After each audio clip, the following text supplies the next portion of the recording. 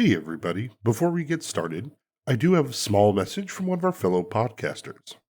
Welcome one and all to Dice Company, where a group of old friends weave tales of triumph, heroism and despair under the guise of playing Dungeons and Dragons. You wanted to live totally outside yourself and be someone who likes apricots. Yeah, exactly. My God, the majesty. For the mushrooms to work, they must be passed through a reindeer, and you must drink their urine. I suggest we proceed with caution. Oh, I suggest we proceed recklessly. There's only so many times we can be right next to a murder before it starts to look a bit like we did one of them. Well, yeah, when you're the only ones left alive and you climb into your coffins at the end of the day. Dice Company, wherever you get your podcasts. So if you get a chance, give them a listen. Thank you very much, and back to our show.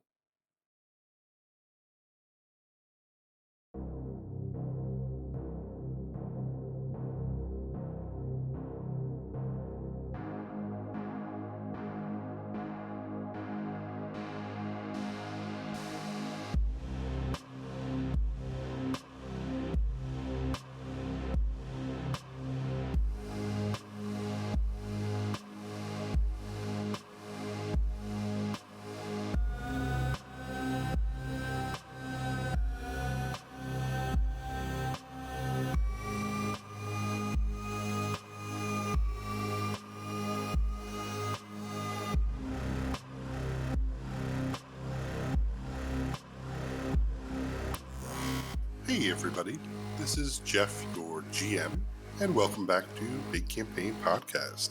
Today we have John and Sean on a bit of a side adventure. But before we get into a recap, let's start with some lightsaber checks. Sean. Hey, I'm Sean. I'm playing Fores. Oh, So close to the 19, John. All Roll right, the saber. John playing as Lucius, about to roll the saber. It was an 18 count. Here. That's mighty close, guys. Well done. We got some good rolls. Got those right out of the way. Yeah. Well, with no Jesse to blame this on, Lucius, you rolled the lowest. What's the recap? I rolled an 18. This recap might overlap from the recap from the other side adventure, right? But we got out of a pretty rough situation where we saved Detective Quinn from what do we want to call these guys at this point? So when we take a step back and say, "Oh, that was fucking awful," we got Quinn out, beat this. What was your PC name for the Illithid? You had a really good one. Oh, his PC name? Yeah. What did you call him? Something like. His proper name was, Thilomiliac? Right, but you called him something that was like a generic Illithid term, indistinct from Mind Flayer. Yeah, cerebrophage? Yes, thank you. We defeated the cerebrophage, but who the hell was he? Like, who were these people from the brew house that were working under him? Probably a couple of loose ends on that when really we were just there to save Quinn. So it's not really any of our business, but we did what we came to do. The dust settled. We don't really know what the hell happened. We got the hell out. So it was ask DOS. time to ask DOS. Not going to. Still don't talk to cops in this campaign. Anyways, we might save him. We don't talk to him. Except when you do. That was somewhat of a nightmare. We walked into where he was being held at a brew house doing a stakeout on, and we found out that whoever was using that brew house or the whole complex as a front for whatever they were doing, they caught Quinn investigating and captured him, and we managed to get through the guards and the cerebrophage, got Quinn out, and we taxed ourselves to pretty much the max. I've never used that much magic before. Our Keegan was pretty hurt, and I guess it's not too abnormal for Waldo to get beaten up, but all the same, yeah. So we came back after that to a hotel. We woke up the next day, and we couldn't just take a rest. It's time to get back at it because there's a house war that we have to confront, and there is a Gangsmoot going on eventually here that hopefully can give us an edge. What that edge is, this is a gamble. We'll walk in and try to figure it out as we go. Hopefully we can find something that will help us. Would you like a better description of anything? It was both a recap and a teaser. No, I think that basically covers it, unless you have anything else, Sean. Yeah, but watch the episode if you want to know more. I thought we had learned some things about their intentions, maybe from the news of like stockpiles of weapons from the brew house, like they were planning on doing some house war shenanigans or something. But I don't entirely remember. I would need to get refreshed by Jeffrey. Nothing was going like when we investigated that place. Like even the barrels were filled with water and stuff. So it's skeptical if they were even producing any beer whatsoever. Yeah, I mean, you But- guys had learned that their brewery was failing several months ago before it turned around very quickly. Like you guys had learned that from last time. Fits in with theories that they had stopped focusing on the brewery part and had found another source of income. Right. And that couldn't have been too legal, right? Because Quinn was investigating. Correct. All right. With that, though, yeah, after you guys talk in the morning, Keegan and Oswald will head up and load up the wrecker with all of the materials, parts, things left over. So they have it all set up before they will take off, leaving both of you here in the south part of the Sordai district at the St. Gant Hotel to check out of your rooms and enjoy whatever's left of the continental breakfast. Yeah, I think walking into the lobby, they've left. Me and Fours look at Fours, look over at like probably some like nasty biscuit somewhere. And what do you say we ditch this continental breakfast and go find something good? Yeah, sounds good. And I'm gonna grab a nasty biscuit anyways. So Yeah, I'll Yeah. take my my Christmas gift and fill it with some water and walk out of this place. You top off the water and grab yourself a fresh cup of coffee. Yeah, I mean, it is spring in South Sordai. You can see the people, especially this early, up and about, wandering around, talking, chatting. You can still hear the distance, sirens and things that are happening, or from the brewery area from before. But you guys have some time to kill as you plot your route down towards the unincorporated areas by Dusk Banter and Selene for the Gangsmoot. So you thinking food first? And I'll have my phone open looking over my message from Doss saying thank you. Like, yep, you owe me. Yeah, food first. Let's go. I'm thinking Greasy Spoon Diner. Oh, that's a little out of the ordinary for us, isn't it? Myelin closed up my phone. You got a clamshell. Right. It's a flip phone Nokia. So we've got how much time? And I'm gonna open up my HCOM and take a look at the news. It's like, does the Gangsmoot make the news? And I'll be scrolling through. The red carpet and everything. The Gangsmoot does make the news if things happen. As far as it's treated almost like a biker club party to some extent. Of the news doesn't really address it, but they tell people to avoid traffic in the northern Dusk Banter area. But yeah, they tell people in order to avoid traffic in the north Dusk Banter area, be aware the annual Gangsmoot is occurring. All right, I think we got to snap our fingers and just be at a diner because that's where we're going. Right. We won't be too picky. We'll just choose a place. In Sordai, as you guys wander down trying to find a local breakfast place, would be the title for our fun. Because you know we aren't going to a Denny's. We're going to a Donnie's. Go to something that just nobody would go to, like I don't know, Friend Rick's Oatmeal House. The Necropolitan. Yeah, the Necropolitan. Actually, that sounds amazing. Done. This place has to be a chain. Yeah, so you guys will see one of your local friendly necropolitans. Generic food, cheap prices, pretty common. Let's do it. Enough in a pinch. Thought I'd dredge up the old school history of the area. Remember when this place was filled with undead? I'll have the smothered and covered corpse, please. But yeah, the Lycle at the front will seat you guys as they bring over your menu, asking if you're looking for blueberry explosion pancakes or Yes. deep fried eggs, You had me at blueberry explosion. lingonberry pancakes. Done pigs in blanket. Yeah, just this once. I'll get some blueberry explosion pancakes. That back with some coffee. While we're waiting for the food to come around, you have your eye on any specific gang? I don't know how we can I don't know exactly what I'm looking for, to be honest. The hope is that we can find some sort of angle here. If there's a way that we can read the gangs to see if they're infighting, or if there is a way to sway them into our cause, or somehow position them without their knowing into a fray. It's kind of open air, really. I see a spattering of chaos that we may or may not be able to dip into. So this is a gamble. There could be nothing for us here. Well, who are we on good terms with? You're friendly with the Bodax? Yeah, I'll smile at that. I've had drinks with the Bodax. We've talked about maybe doing some work. But definitely on better terms than the Moonrats. Oh, for sure. Who knows? Maybe we can turn that around somehow. But yeah, it probably would be ideal to be on better terms with the local gang. Are the Moonrats the last local gang? Because the Blink Dogs, are they just like gone now, or are they? They're still did around. They just, yeah. Yeah, they're still absolutely around. The Blink Dogs were probably made into a gang years back. The Moonrats are a newer gang, probably 3 or 4 years ago. They probably weren't around when your parents disappeared. Just gotta bring that up. You gotta just rip open those old wounds, Jeff. It's still cruel. Hey man, I gotta set up those timelines, my friend.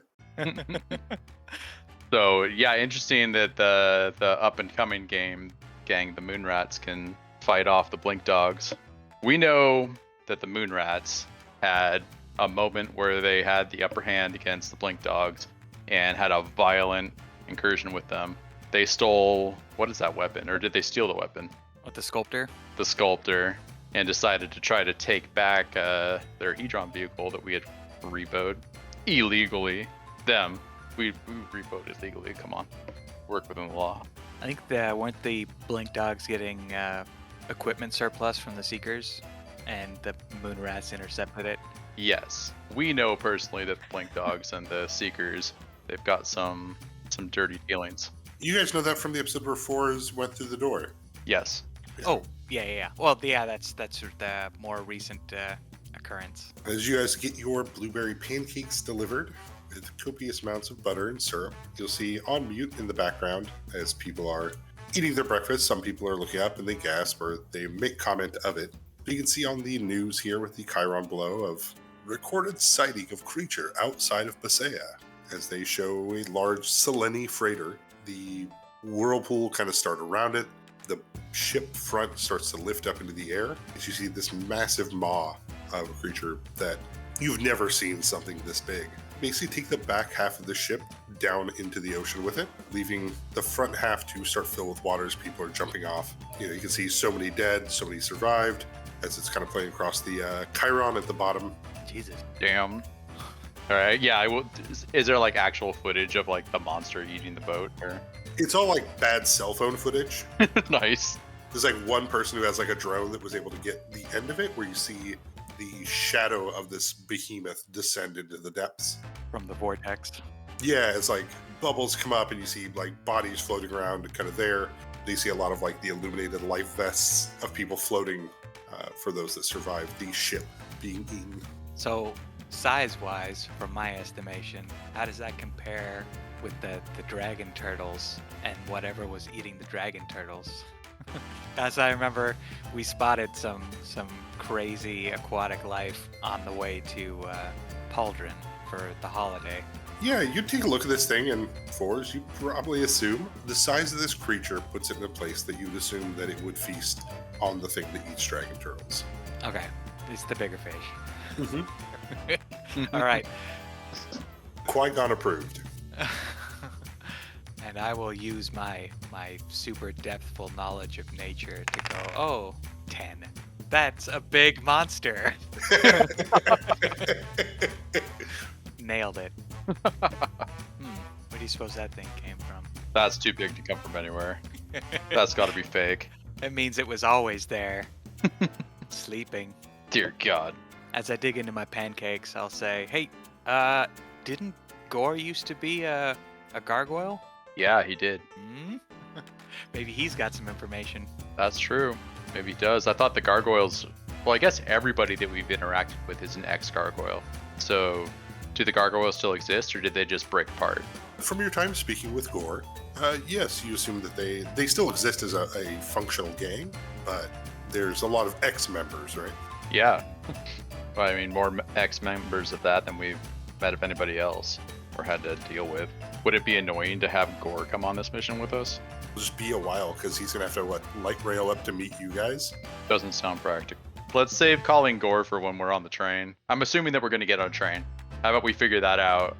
Like, are we doing a light rail or are we doing a train? Like, what are our options? Obviously, I'm used to being chauffeured. What are you talking about, used to being chauffeured? You always drive. Always drive. You insist on driving with your stupid goggles and your gloves. Looks so good. You just told me I was a high-class business person. I'll tell you whatever you want to hear. That's it. We're taking the bold copter. It's got a giant likeness of you on the front of it. A banner on the back with somebody else's phone number and ad. All right. It's not hard up here to wait for the light rail. If you guys want to head back into town, it does take some time, of course. Is there a law library where we are right now? Sorday being unofficially still somewhat tied with Gulshern, the god of laws that used to be worshipped here. Yeah, there are law libraries here. You can definitely visit. I think it'd be a good idea to skim around at one of these libraries to see if we can't find ancient rules on the house wars. Here, just like you were saying, it might give us some insight to finding better clues somewhere else. But while we're here, we might as well, before we kick off on the light rail. Sounds good. Down the coffee. Did you finish your pancake? No. There's more blueberry explosion in there. I'm going to roll it up like a taquito to go. Yeah. Right off my plate. I took 3 bites. Very well. Blueberry taquito explosion in hand. It's not hard for you guys to, per se. Wandering into the city, ask around a little bit or follow directions to the historical part of town where you will find the Sordai Law Libraries. Wow. I'm going to look over at Lucius. This place doesn't have a dress code, does it? As I'm wiping the syrup off of my hands. No. We should be good. Somewhat less confident than I should be about that. But I'm dressed up like a normal person that might show up at a law library. Oh, yeah. And we will attempt to enter. Yeah, you walk into the solemn and quiet halls, the long and large shelves, the smell of wood, mildew, and paper, as the Lycal will approach. And greetings. Is there something we can assist you with today, patrons? As he kind of looks at both of you with your leopard print and blueberry syrup fingers and your large coat and coffee mug. Yep, I'm definitely decked out. I feel like you guys are basically, was it Jamie Lee Curtis and... Oh my god, in Trading Places? Yes. You're a prostitute. Oldest profession. I'll take my coat off as if to check it. And we are actually looking into historical law today. If you could please direct us. Does he take my coat?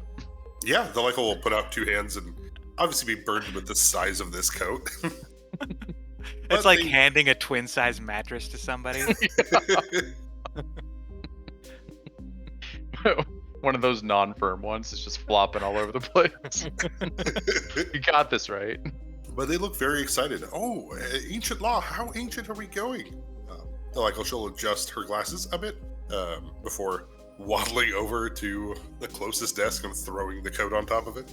Unfamiliar with your library. We'll just have to see what kind of time frames that you have documented. I'm glad that we have you to assist us. I'll kind of try to butter them up to want to help out. It seems like they're pretty eager to help us in general. Yeah, go ahead and toss me a Diplo on this. Don't roll a 1. They're already helpful. Don't turn them They're against already us. helpful. You didn't have to do this. Fly. I mean, yes, actually, that is fair to say. You do not have to do this if you're trying to get more out of them. They are helpful because this is their job as well as stuff they like. But if you'd like to push this, you can. Yeah, I don't see a need to push it right now. It seems like they're pretty eager, and we'll go with that as opposed to risking turning them hostile by a dice roll. I honestly didn't think that would happen, but No, it's funny though. It's Shrenix, the Lycal librarian here, she will motion for you both to follow as she'll head into the depths of the aisles of books. And then I'd be curious, looking through the books as we go. And this is a stupid thing to ask, really, but like, how's the law structured here? Like, are we gonna see different tiers of like codes and shit like that throughout aisles and aisles, or are we gonna see like just kind of ancient books that revolve around stories, or what could have been something perceived as like a case law? Yeah, so imagine here in the Royal Sword-Eye Library, they have it broken up into effective law and ineffective law. So effective law being modern stuff that is still applicable, and ineffective law being law that's no longer applied anymore, that would have gone back to previous government occupations, right? Badass. It sounds like where we are going. We'll find out all the districts that it used to be illegal to dance. Yeah, illegal to dance. You can't even cast magic here.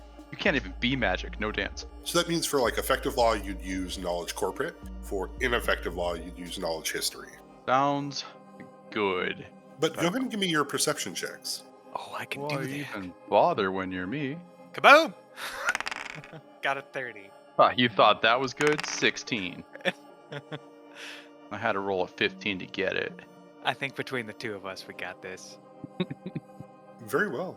So fours, with your perception of 30, especially here with the stone floors, the long aisles, the quiet area, your tremor sense is great, right? Like you can sense everything in all directions. Oh yeah, I take my shoes off. Librarians notoriously hate that, but But they don't say anything. They just look at you real dirty. They got that hate brewing beneath the surface. But that being said, with a 30 in perception, you're able to notice on the back of Sharonix's hand, there is a tattoo of a key. Though fairly faded, it does seem to have an air of importance to it. Lucius, you don't notice this as you are caught up looking at rows and rows of books, more books than you've probably ever actually stopped to see at any one point. And, for the listener, behind our players seated at a table, a middle-aged woman watches as Fores and Lucius wander off into the aisles, being led by the Lycal. But we cut back to our players, as Sharonix leads you down to... Is this old enough? We're looking at... Was that a stealth roll, Jeff? It was. You're 34? You son of a bitch. Well done. Well done. Thank you. Yeah, Sharonix will bring you guys back into an area of the industrial era law, unless you're trying to go back further than that. Even further, my friend. And you know what? I might as well get some help from this person. And I'll kind of get a little bit closer to their face and say, we're looking for the beginning of House Wars. Oh, okay. That's And I'll slowly back away from their ear after I say that. Are you trying to get them to be off put by us? Said the guy with no shoes. Like, we are a campaign of very awkward people, so... Oh, yeah, Sharonix will adjust her glasses and... Oh, you're looking for something from the Rethi era. Yes, we'll follow along. And she'll start heading that direction, leading you guys further into a center area where there are some tables set up, surrounded by books and shelves that all kind of end pointed at this table area. So imagine it's like a center spoke with aisles coming out of it. So you can grab books and easily go back to like a center table. It makes it simple to kind of move between it. Does that make sense? It does. Sharonix will...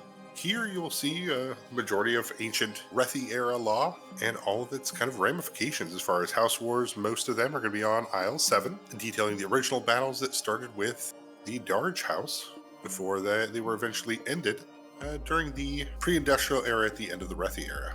But if there's anything we can help you with, please let us know, and she'll set down, it looks like a pretty generic HCOM that has built-in call front desk kind of thing. Yeah. She wanders off. Okay, before she wanders off, perfect timing. Before she wanders off, I will intentionally bump Lucius as I reach out for her hand and say, "Oh, hey, that's a nice tattoo. I was thinking about getting something done, but I wanted Lucius to also see it." And I see it. Yeah, she'll hold out her hand, though you can tell that she looks rather suspicious at you both. You, of course, more than Lucius, Fores. Oh, okay. Say, she'll try to pass it off as a joke, like, oh, yeah, it was a tattoo a bunch of us got back when we started our degree to become librarians. Nothing big. Part of the library gang? Are you going to the moot? Is knowledge history a thing I can roll for that? It'd be knowledge religion on this. Knowledge religion, is that a thing that I do? Yeah, she kind of covers her mouth. She laughs and, oh, no. We're not that cool. We're librarians. That makes you even cooler. Fortunately, I do not do knowledge religion, so maybe while we're here, that's something we could try to look up, because I'm curious now too. You know what? I'm curious enough that before they leave, I'll say, I really should have spent more time in libraries, but I've had more of a privileged life. There has to be more to that tattoo. Please, I would love to know. And I will try to diplomatize into gleaming into this person, because I feel like if they are some sort of secret society kind of person, because we've ran into this, right? We've almost got exploded by a guy with a frickin' Demosane sword. My buddy Ranger fucking... Why can I not remember his name now? Sands, right? Ranger Sands, yeah. Like, he was a secret society guy, weren't he? Wasn't that secret? Yes, he was a member of the Paladins of Extinction. Yeah, which typically doesn't show up when, or like, he's not wearing his Paladins of Extinction baggage as a park ranger, right? Like, I would call that somewhat secret. We didn't find it out until he came out to do his paladin work. But yeah, go and give me diplomacy. She's going to stop and listen, but you can tell you're touching on an odd subject, and especially she's a little nervous from when Fores asked about it. I also think that you're just treating all knowledge religion as secret. I bet anyone with knowledge religion would know about the Order of Extinction. Anyways, my attempt is poor with a 17 total. So, they aren't human. They don't like me. I mean, you're still charming. You're still you're not offensive in any way, but they just kind of laugh it off as, when you're in college, you do silly things with your friends. And now we all have a bunch of key tattoos. And she laughs about it before wandering off into the aisles. But if I can be of any help, let me know. Yep, you definitely have stories. Anyways, they let us in the right spot, so probably just start peeling books that look relevant. Yeah, hopefully I'll be able to read whatever language these things are in. I imagine a lot of it would be common, but you never know. But yeah, I'll be looking through whatever books you want me to look through. Otherwise, I'll probably wander into the aisle 7 and see if anything jumps out at me. Not in a Ghostbusters way, but in a... Right, only looking for human stacked books. Yes. Right. I guess I'd be looking for probably stuff about Darj, because she mentioned it, and I have no other frames of reference, so that's where I'm going to start. Okay. Unfortunately, I'm a sorcerer, so if there's... I forgot you only look smart. Exactly. When it comes to this sort of stuff, I don't have a bunch of languages. I don't have magic that helps me out with this. What I can do is detect magic and see if there's some underlying magic to a book, and then maybe call the librarian back in for help. Yeah, right now it's all on the surface. So I'll probably just get lost in these books and let you do what you do. Okay. With any kind of research option, I'm always happy to give bonuses the longer you want to spend researching it, or if you want to spend skill points for the level coming up ahead of time on knowledges, here's the place to do it. If you want to spend your time in the library, spending 1 skill point will get you 2 skill points, but they're only in knowledges. If you get 5 skill points when you level, if you spend 3 now, you can get 6 points to put in knowledges. But when you've leveled, finally, you only get 2 points to spend. Right. On some schmucko skills that are only getting 1 from. Yep, you guys found the skill point port. Yep, So I was about to make a sheep. Catan reference. Perfect. So I guess as you look around, Lucius, if you want to give me a knowledge history, and this does involve humans quite a bit. All right, sounds good. Mainly humans. Mainly humans, you say? Except for that one elf. And that's going to be a 20, sorry. 20 total. I am here looking up stuff, so I will count myself as an aid to you, sir. Sounds good. Perfect. Then you were aided with a 22. Let's say 2 big questions you have can be answered. Let's say an average check here would probably be about 2 hours. I'm hoping to find a lead for a text that would give us better information on what we're trying to find. Whether it's in this library or somewhere else, or maybe it would ring a bell that we could figure out somebody else to talk to. We're looking for a lead on this.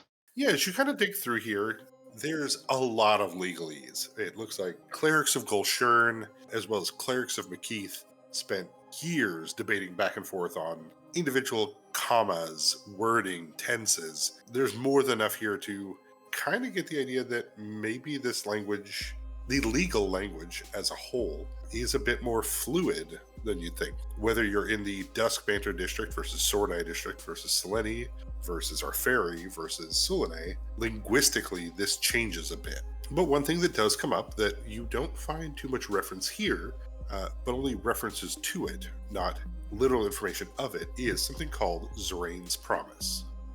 Good Zorane or a bad Zorane? Historical Zorane. A bad.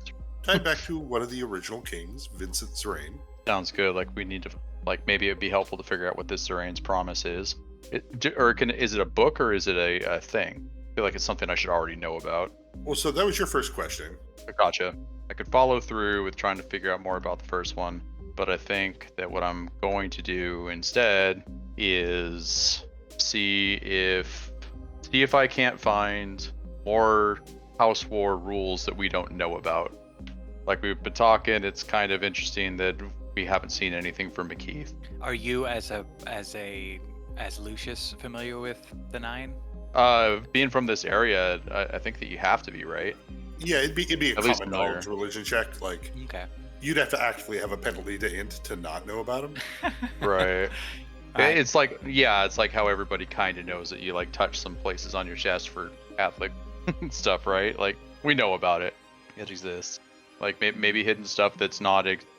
So if I'm specifically going after like, is there stipulations for appeasing McKeith in ancient House Wars? Like, is that a thing? And then maybe that could help me stumble onto anything else that might be lost or hidden in time. There's one thing we know about Orion Storm is that he seems to be either superstitious or religious or both. So the more we know about these things, like maybe the more of an edge we might have to playing into his beliefs, I guess. I think I'm picking up what you put down. It is a lot more of the maybes and chasing after stuff that may or may not be relevant sort of thing that I've been kind of starting this off with, but that's where I'm going. We're looking into kind of what McKeith would have gotten out of this.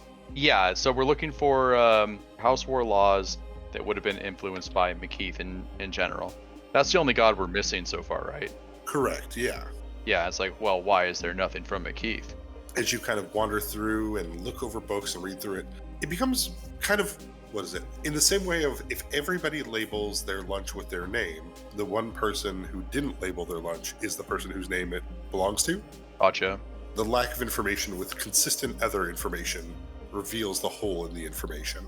It seems that originally, during the Rethi area, a lot of these houses would pledge themselves to either gods that were part of their own or other ones in order to grant the power of that victory to that god. The best of what you and Fores can tell as you pour through all of this is that whoever was seated upon the throne that McKeith controlled, it seems to be that's the default. Looks like most every soul in a house war would go towards McKeith. If you didn't bother filling out the form, it would just go. Yeah.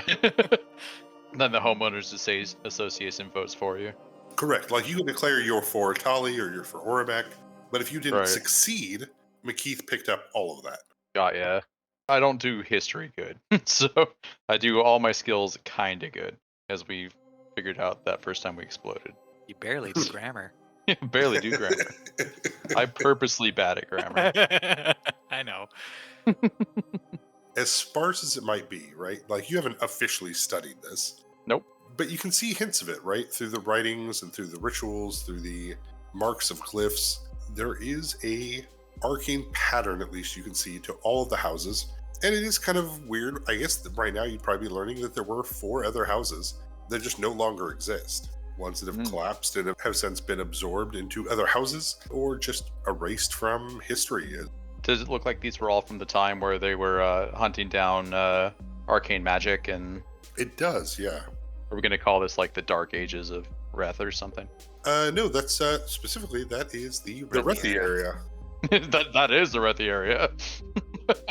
That's not the Dark Ages. That's the reality. And we're in the Constant Era, right?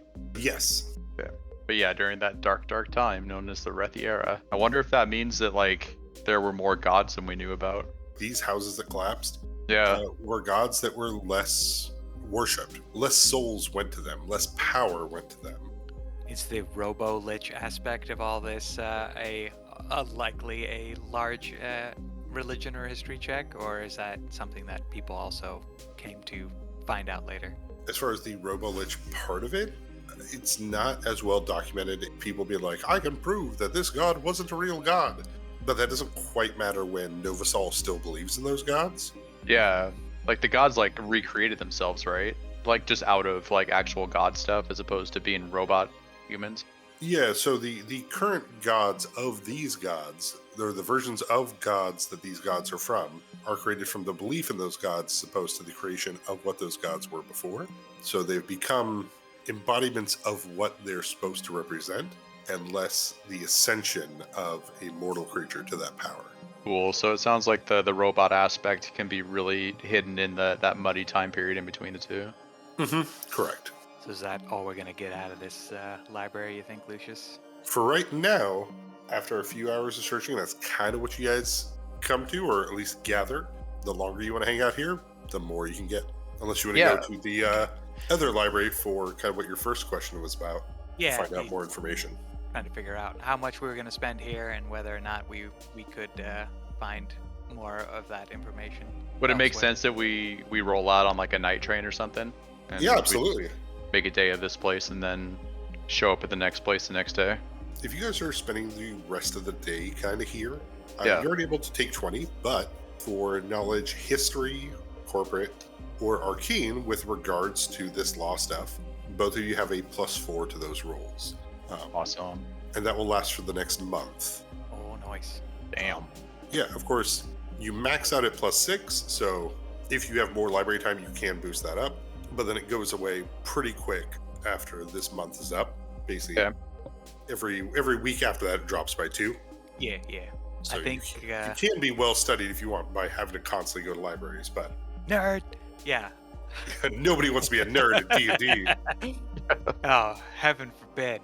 I think at a certain point, I will be getting a headache of reading the same page over and over again, trying to understand the legalese. And if I get distracted enough or frustrated with that enough, I will probably start looking up knowledge nature stuff to see if I can figure out what that behemoth is. But, I don't know how much time I'm actually going to be able to devote to that, especially if Lucius kind of wrangles me back. I see myself as being the type of person that would be lost in what they're reading. So Okay. unless if I have a specific, like I get like a strong lead or something that says, hey, we need to be researching this, then Yeah. we're still kind of on tangents right now. Okay. Okay. Go and give me your knowledge nature 4s. Ugh. What'd you get? Perfect. I got a 7. There we go. Yeah. Yeah. Well, that's fine. and that makes sense, right? Like, you start looking into this. This is a law library. Uh-huh. Like, Yeah. Aren't there any books in here with pictures? this doesn't seem like the library that you would find a lot of good information on that. Yeah. I can't believe I used the word statute correctly. I said it because it sounded good, and I just Googled it now. I'm like, oh, that probably doesn't mean what you think it means. Yes, it does. Yes, Sweet. it does. Good job. We're just all Harvey Birdman up in this place. So after my brief diversion, I will get back to house laws. I guess I'd be looking if there's documentation on the outcomes of historical house wars. Okay. And so that'll tie into what the bonus you guys are getting. Cool. Well, I can roll out a d20 for my knowledge. And now you get a +4. +4. But yeah, it's not difficult with you guys with access to your data pads and HComs to keep track of when the light rail makes its loop and rotation. So whenever you guys are ready at night to leave the library to catch a ride down towards Dusk Banter proper. Alright. Yep. We pretty much spent most of the day in this library then. We're probably just like brain dead. Yeah. With the flavor of blueberry syrup long since drifted into the past, you guys will leave late night from the library as Shrenix. Well, is there anything else that you all need? As she'll walk over and hand you your coat. I am curious if throughout any of the books that we looked over, if maybe perchance there was one that I just didn't have enough time to to read over as well as I'd like is if I could check this book out and bring with us. As you kind of ask about, it's like, oh no, unfortunately, all the legal documents are demanded by Gulsharin to be kept here and kept safe. Though if you'd like copies of it, I recommend visiting the North Amman Library, or you could find most transcripts on the Constant. At night, as you guys leave the library and head towards the train station to head further into the city, go ahead and give me your perception checks. This is going to be even better than the last time. It was. You would do good. I mean, you roll better, right?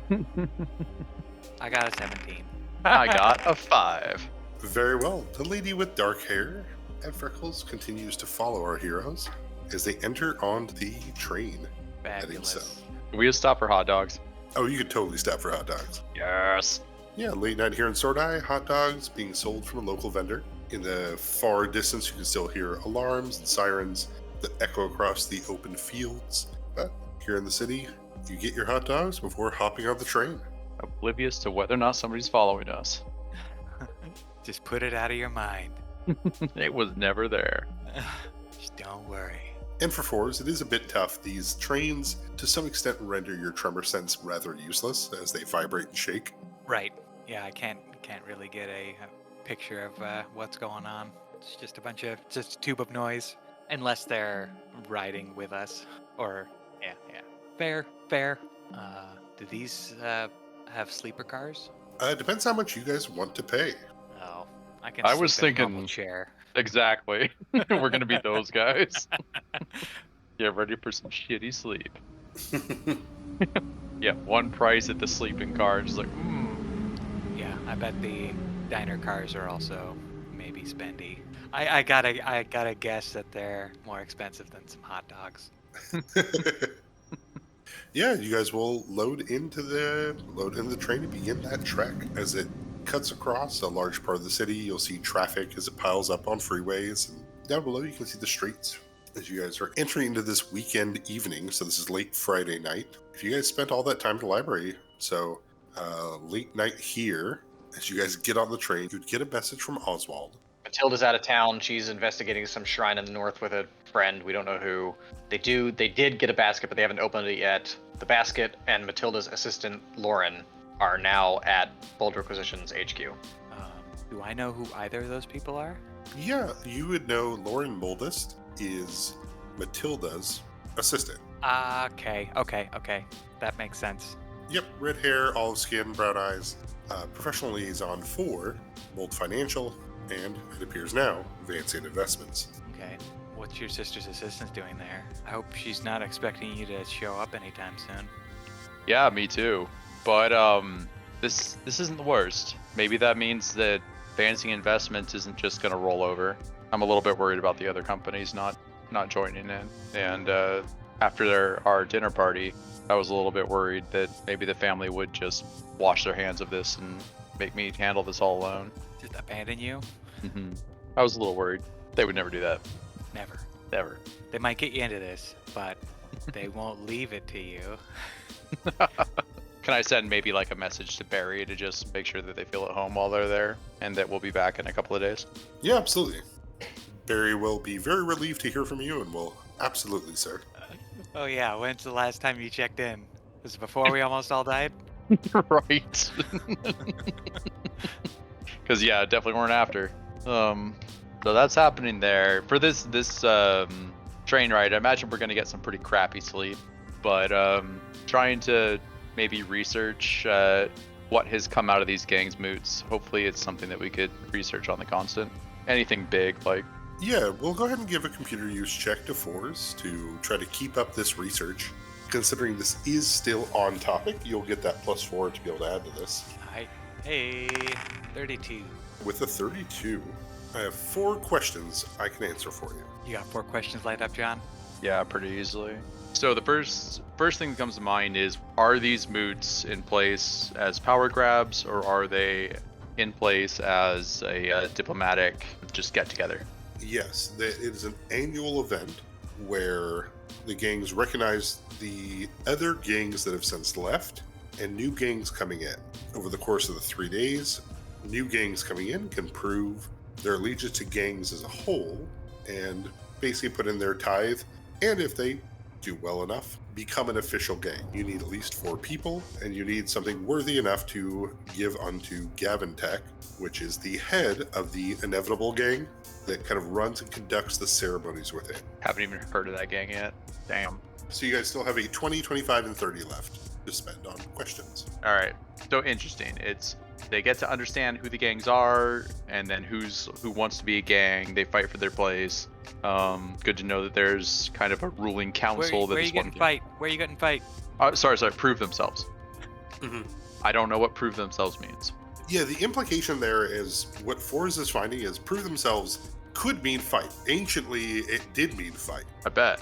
But more modern interpretations are if they can prove their worth to the community of gangs. How high an answer will we need to get some juice on Gavintek and the Inevitable gang? Is it 4 or 15? Understanding the basics of how these boots are supposed to function. Do we feel like we pretty much got that at a 15, or are there some subtleties that we might want to fucking jump into with a 20?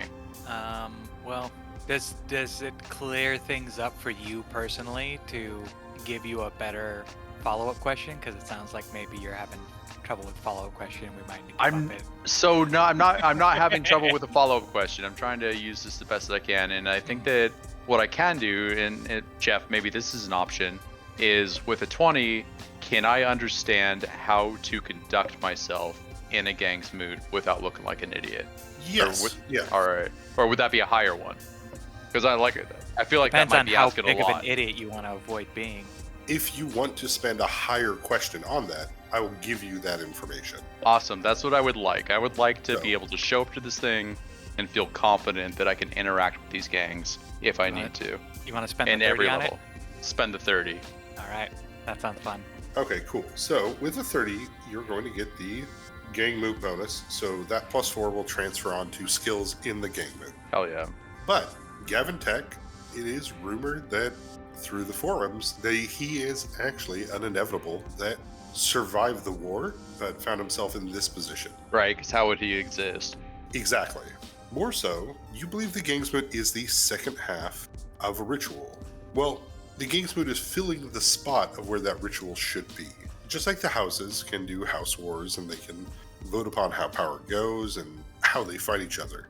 It appears the Gangsmoot, or at least now referencing back to what you found in the original Sword Eye Library, the Zorane's Promise is a contract that was done for civilians. A group of 4 civilians could, with enough of their people, force the vote for which houses had power. The Gangsmoot is a remnant of that, no longer though treated in the same way, right? Before, when there's houses in a sword and shield sort of time, enough citizens could get together and force a house to lose a war, or redirect which house gained profit from that war. This ties in a little bit with what you guys learned as well about House Darge and how they were able to win their house war and restrict themselves from being challenged ever again.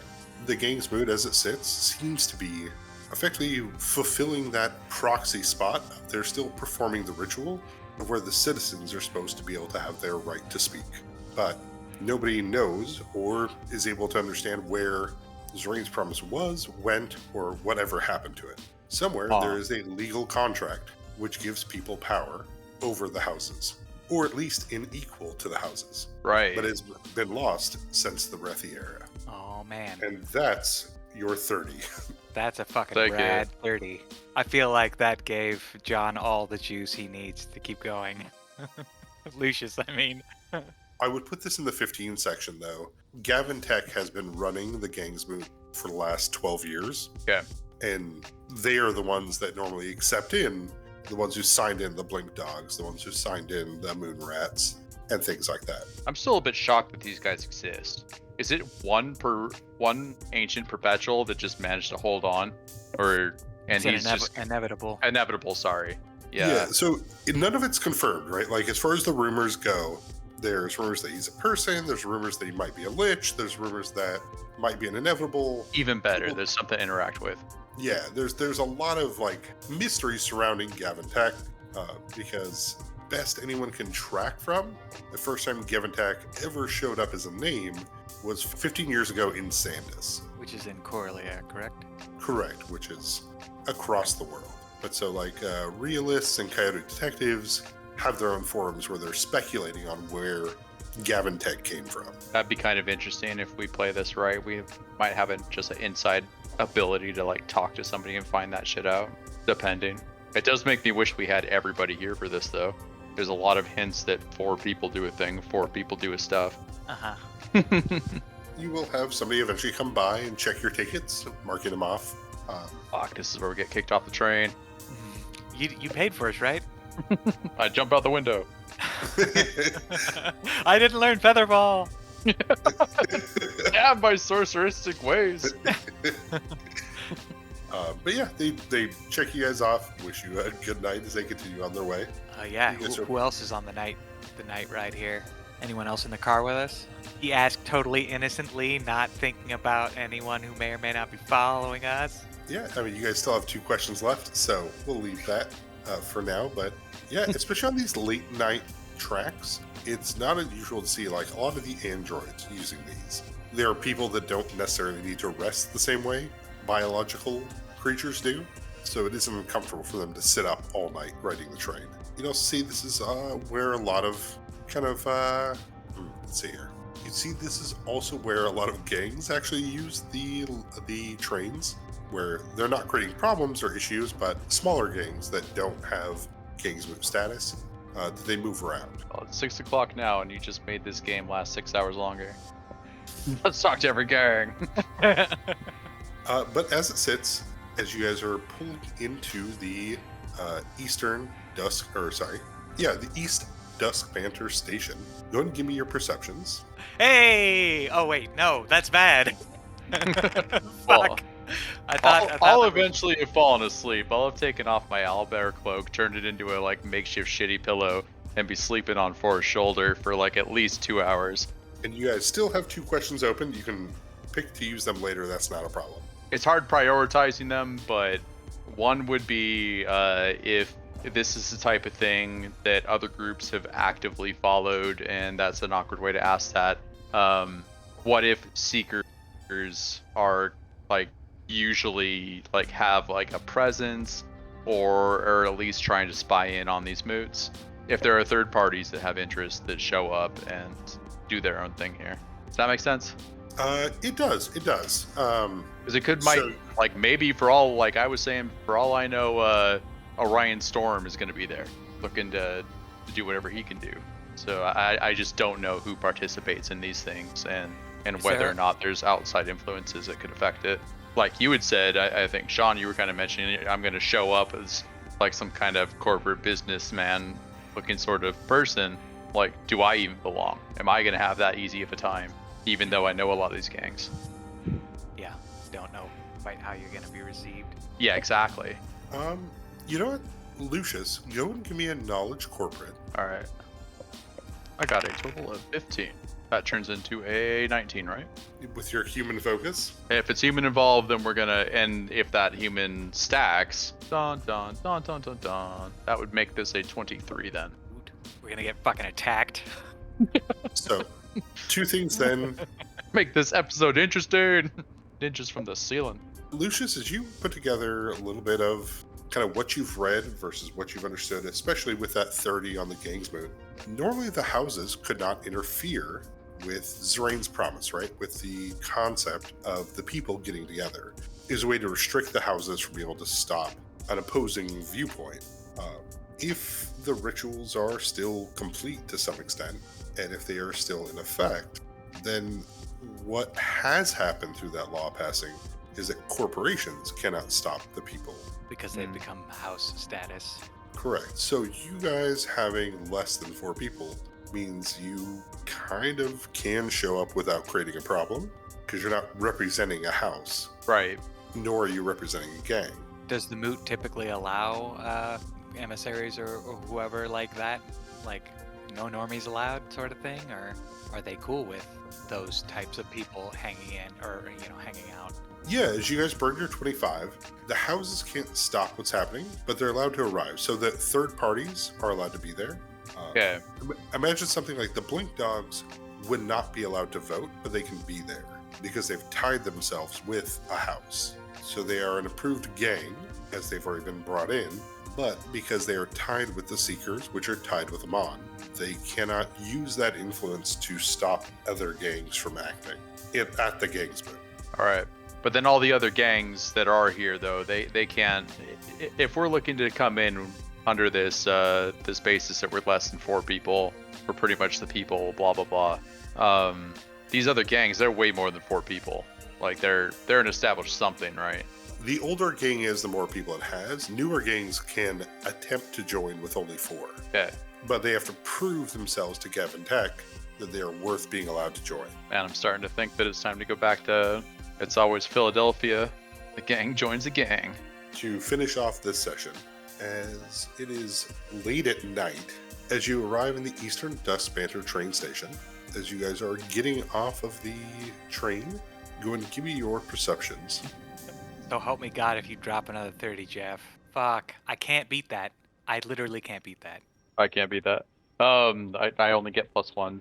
Very well. So, as our heroes exit from the train at this early morning hour, somewhere across the city, Keegan and Oswald are in the middle of their stakeout.